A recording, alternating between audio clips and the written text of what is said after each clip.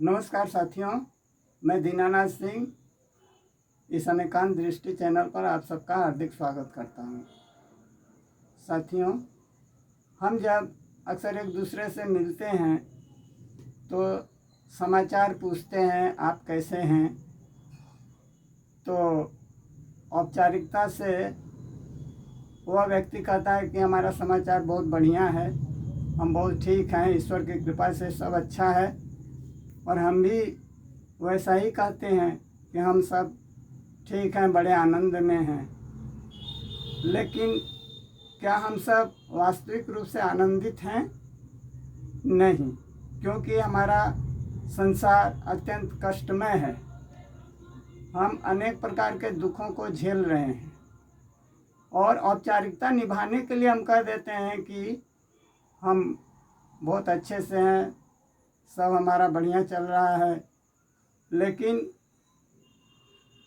हम एक नकली मुस्कान बिखेरते हैं, कहते हैं कि सब ठीक है। लेकिन हमारा कुछ भी हम करें सुख पाने के लिए तो हमारा आनंद नहीं मिलता, हमें कुछ मन नहीं भरता, क्योंकि हम शरीर नहीं, हम तो आत्माएं हैं और हम शारीरिक सुख को ही अपना सुख मानते हैं। और जब तक वह नहीं मिल जाता तब तक हमें बेचैनी पड़ी रहती है, लगी रहती है। लेकिन हमारा मापदंड ही गलत है। हम जब आत्माएं हैं तो हमें आध्यात्मिक आनंद की ही प्राप्ति करनी चाहिए, तभी हम पूर्ण रूपेण संतुष्ट हो जाएंगे। लेकिन शारीरिक रूप से शारीरिक जो आनंद है वह क्षण भंगुर है। कुछ क्षण के लिए हम सुखी होते हैं, फिर दुख हमें घेर लेता है, क्योंकि ये सब तो नाशवान चीज़ें हैं ना। तो इससे हमें नित्य आनंद की प्राप्ति नहीं होती। हम यदि अपने आत्मा में स्थित हों तभी हमें आध्यात्मिक आनंद की प्राप्ति होगी। जैसे कबीरदास जी कहते हैं कि झूठे सुख को सुख कहे, मानत है मन मोद, जगत चबे ना काल का, कुछ मुख में कुछ गोद। तो ऐसा उन्होंने कहा है कि झूठे सुख को हम सुख कहते हैं, क्योंकि इस नाशवान सुख को हम अपना आनंद मान रहे हैं, जबकि यह विषय वासना का सुख हमें पतन के गर्त में ढकेल देता है। अब जैसे काल क्या है, काल तो हम सबको खा रहा है, हमें विनाश के पथ पर ढकेल रहा है और कुछ को गोद में लिए रहता है, कुछ को खाने वाला है, कुछ खा चुका है और कुछ भविष्य में खाएगा। तो उसी को कबीरदास जी कहे हैं कि झूठे सुख को ही हम सुख मानकर चल रहे हैं। शारीरिक इंद्रियों के सुख तो अत्यंत तुच्छ होते हैं। जैसे बच्चे के कपड़े छोटे होने पर हम तो उसे नहीं पहनते ना, उसी प्रकार यह जो आनंद है, विषय वासना का जो आनंद है, यह हमारे लिए एक बचकाना आनंद है। इसमें हम यदि आनंद मनाए तो नहीं मना सकते, क्योंकि हम उसके लिए बने ही नहीं हैं। हम तो आत्मा हैं। तो जब तक हम आध्यात्मिक आनंद की प्राप्ति नहीं करेंगे, शरीर से ऊपर नहीं उठेंगे, तब तक हम सच्चे मायने में सुखी नहीं होंगे। हमें परमात्मा से योग करके ही आनंद की प्राप्ति हो सकती है। इनमें हम आत्मा जो है, इसीलिए हमारा होनापना है। इस आनंद को प्राप्ति करने के लिए ही हमारा होनापना, हमारा अस्तित्व है। यह शरीर क्या है? यह शरीर एक मुर्दे के समान है। हम कुछ भी कर रहे हैं, हम तो आत्मा हैं, लेकिन यह शरीर प्रकृति का बना हुआ है। जैसे प्रकृति में हम देखते हैं पहाड़, नदी, झरने, मैदान आदि प्राकृतिक वस्तुओं को देखते हैं, तो उसी प्रकार हमारा शरीर भी तो प्रकृति का ही बना हुआ है। इसमें भी रक्त है, जल का अवशेष इसमें पड़ा हुआ है, जल का भंडार है, मलमूत्र भरे हुए हैं, पीप भरा हुआ है, क्या क्या भरा हुआ है। और ये सब क्या है? प्रकृति की ही चीज़ें हैं। ये शरीर प्रकृति द्वारा बना हुआ है, तो हम उसमें अपना आनंद खोज रहे हैं, जबकि आत्मा हमारे अंदर स्थित है, वह आत्मा हम ही हैं। तो हम शरीर के आनंद को अपना आनंद क्यों मानें? हम तो आत्मा है, तो आत्मा का ही आनंद हमें मनाना चाहिए। परमात्मा से योग करके हमें परम आनंद की प्राप्ति करनी चाहिए, आध्यात्मिक आनंद की प्राप्ति हमें करनी चाहिए। तभी जीवन जो है सही मायने में सुखी होगा, क्योंकि परमात्मा का जो हमारे ऊपर कृपा है वह इसलिए है कि हम उनकी संतान हैं।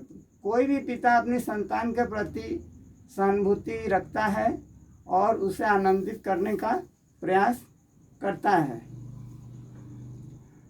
जैसे शारीरिक सुख जो है उससे हमारा आध्यात्मिक आनंद परम श्रेष्ठ आनंद है।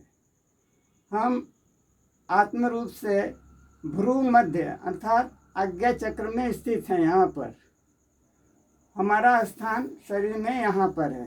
भ्रू मध्य माने ये दोनों भौहों के बीच में जो स्थान है उसमें हम अवस्थित हैं।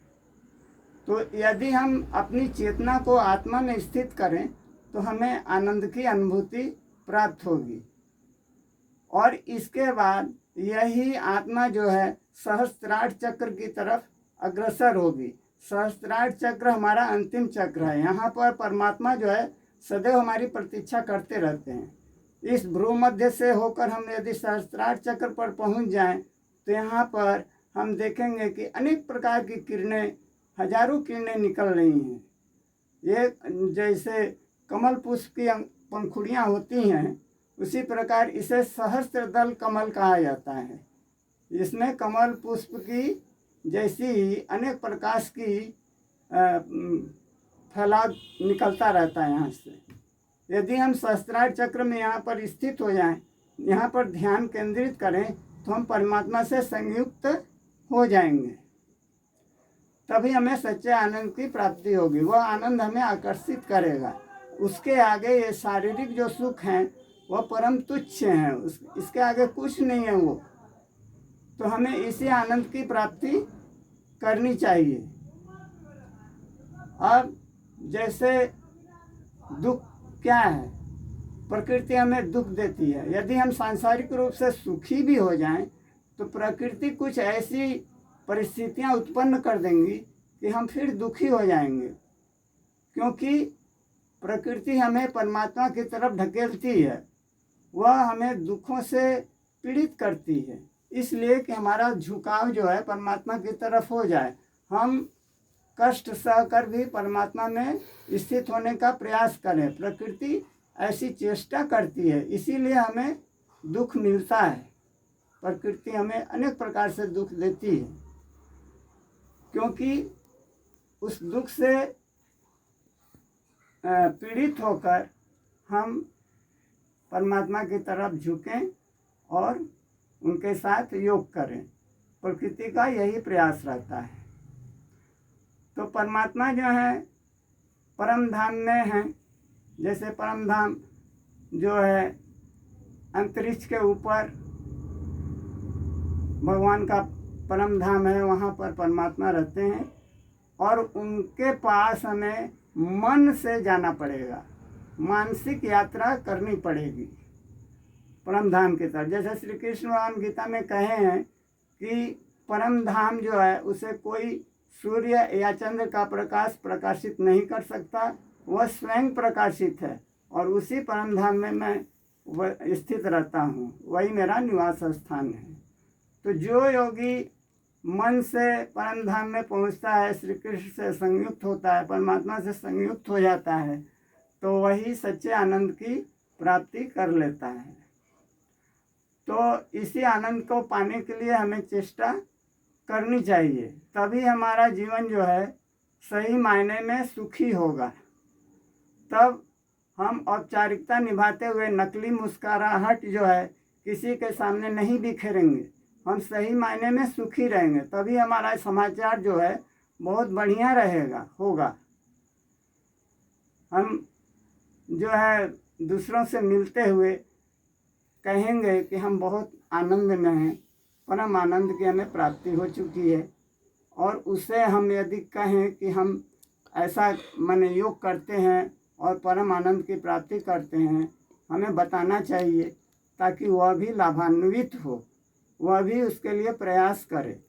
तभी हम सही मायने में सुखी होंगे और हमारा समाचार जो है बढ़िया होगा। और वह व्यक्ति यदि ऐसा करता है तो उसका भी समाचार बहुत बढ़िया हो जाएगा।